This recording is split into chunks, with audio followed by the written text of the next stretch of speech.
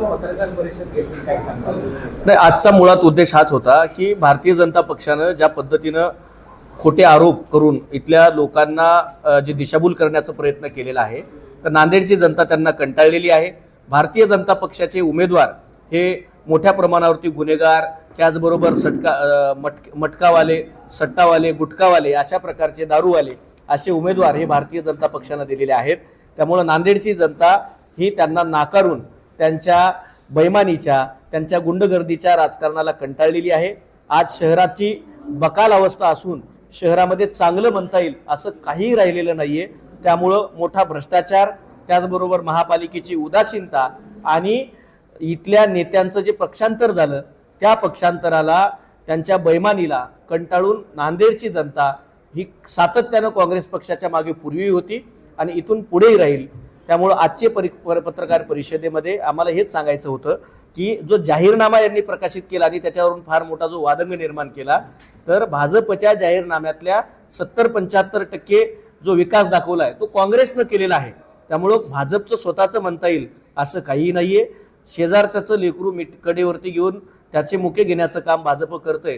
स्वतःचे उमेदवार सुद्धा भाजपला सापडले नाही. काँग्रेसमधून तिकडे ईडी लावून नेलेल्या चोरांना त्यांना तिकीट द्यावी लागली. त्यामुळे भाजपचं स्वतःचं काही नाही.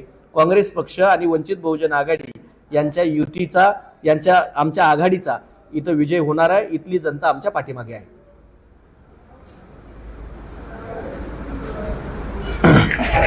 अशोक चव्हाण म्हणतात का रात्री किंवा आम्ही भटकापेक्षा उमेदवार दिला, तर त्यांना बघायचंच नसेल.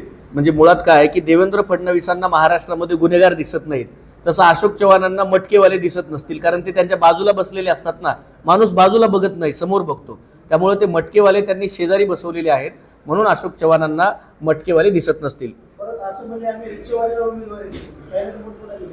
अहो, आम्ही गौंड्याच्या हाताखाली काम करणाऱ्याला उमेदवारी देऊन निवडून आणलेला आहे. एखाद्या कुठल्याला तरी द्यायचं, देऊन काय उपकार केला का त्यांनी?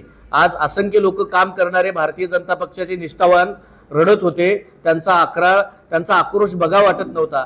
त्या बाकीच्यांचं काय? ज्या निष्ठावंतांचं तिकीट कटलं त्याच्यावरती अशोक चव्हाणांनी बोलावं. आणि आता ज्या तुम्ही इकडून काँग्रेसमधून आयात केलेल्या उमेदवारांना तुम्ही तिकीट दिलं, तर मुळात यामध्ये भाजपनं हा विचार करण्यासारखा, भाजपच्या प्रामाणिक कार्यकर्त्यांनी विचार करावा शहरातल्या, की आज जर तुमचं तिकीट कटू शकतं, अजूनही तुम्ही यांच्या पाठीमागे राहिलात तर भविष्य तुमचं शून्य आहे. 30-30 वर्ष काम करून भाजपनं तुमचा विचार केला नाही. उलट तुम्ही आता भाजपच्या प्रामाणिक कार्यकर्त्यांनी या चोरांचा प्रचार न करता काँग्रेसच्या पाठीमागे राहावं आणि यांना अद्दल घडवावी, तरच पक्ष तुमच्या उपद्रव मूल्याचा दखल घेईल, असं मला त्यांना सुद्धा आव्हान करायचंय.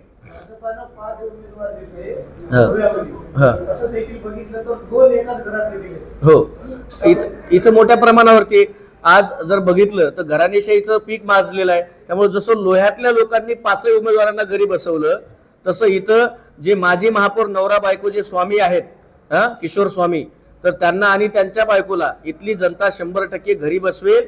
कारण पैसा फेको तमाशा देखो, आणि पैशावरती मी काही विकत घेऊ शकतो, हा जो त्यांना जो माज आलेला आहे. आणि महापौर असताना काँग्रेसच्या आशीर्वादानं महापौर झाले, त्यांची ती पात्रता नव्हती. काँग्रेस पक्षानं त्यांच्या लायकीपेक्षा, पात्रतेपेक्षा त्यांना जास्त दिलं, त्यांना महापौर केलं आणि त्याच्यातून त्यांनी गडगंज संपत्ती कमवली आणि पक्षासोबत सुद्धा गद्दारी केली आणि आज भाजपवाशी झाले. त्यामुळे इथली जनता त्यांना कंटाळलेली आहे. एकाच घरात 2-2 लोक असल्यामुळं त्यांना 100% इथली जनता धडा शिकवेल.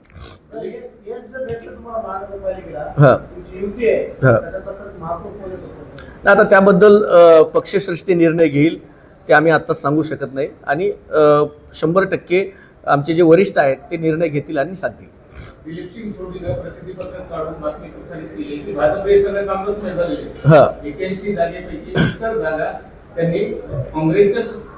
हो,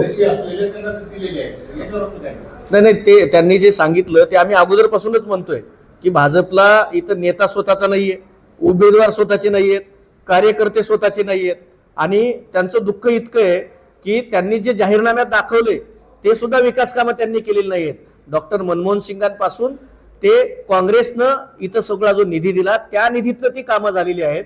त्यामुळं भाजपचं स्वतःचं काहीच नाहीये. भाजपनं सगळं आयात करून मिळवलेलं आहे. आणि भाजपची ही रणनीतीच झालेली आहे की निवडून येण्यासाठी आम्ही लुच्च्या लफंग्यांना तिकीट देऊ, पण आम्हाला तिथं निवडून आणणारा पाहिजे. आणि मग गुन्हेगारांना तिकीट देण्याचं त्यांनी केलेलं आहे. त्यामुळे भाजप ही भाजप राहिलेली नाहीये. भाजप ही काँग्रेसयुक्त झालेली आहे.